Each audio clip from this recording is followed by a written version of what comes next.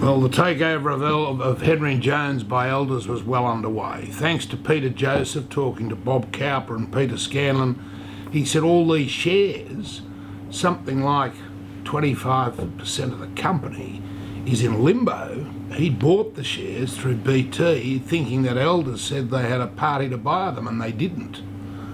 So Scanlon and Cowper and I worked out that the only way out of this was a reverse takeover. In that case, Henry Jones could buy the shares and hold them for a period, but more importantly, it would be better if CUB took them up.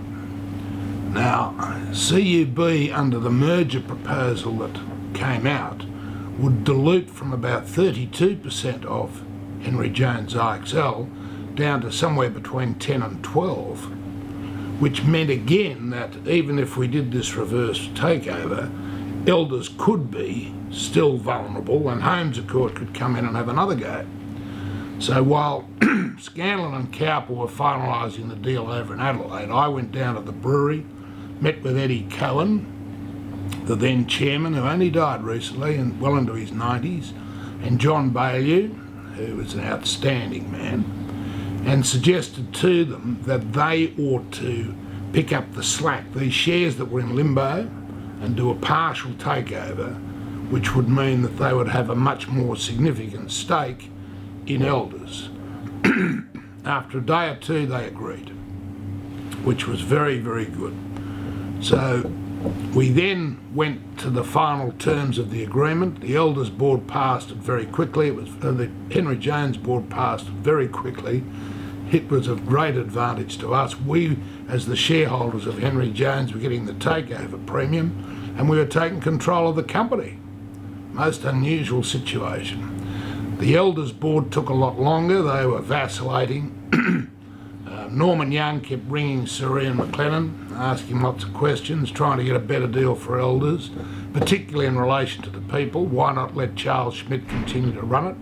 Sir Ian was adamant and did a fantastic job, and it was agreed that they resolved that the terms were okay, so Norman Young would come to Melbourne on the Sunday and meet with Sir Ian and I at the Windsor Hotel.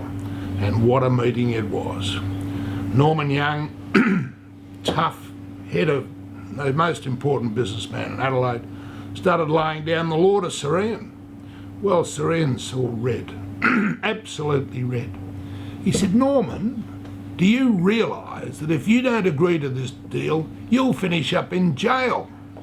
Which was true, because they had broken the law, buying shares in their own company. Well, after a long and very eventful meeting, I said very little because Sir Ian did such a marvellous job. Norman Young agreed to everything, except the only concession we gave him that two of his new directors, McLaughlin and McGregor, that's the famous McLaughlin, the grazier who went into Parliament and became an important minister in Howard's government, they were able to stay on the board, a couple of extra Elders directors. So on Monday morning, we secured the deal and it was all over.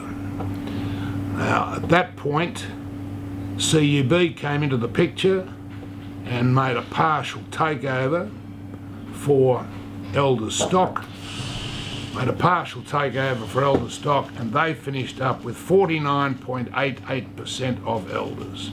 Elders was safe, we were in charge, and in late 82 I think, or early 83, after all this had taken place, I became chief executive, Sir Ian became the chairman. It had really expanded our company enormously. We then built it into various groups. We had a pastoral group, we had an international trading group because they were very big traders, Elders. We had a finance group, we had the makings of a resources group, and there we were ready to go. We increased the profits quite substantially in the first 2 years. We sold off a lot of Elders redundant assets.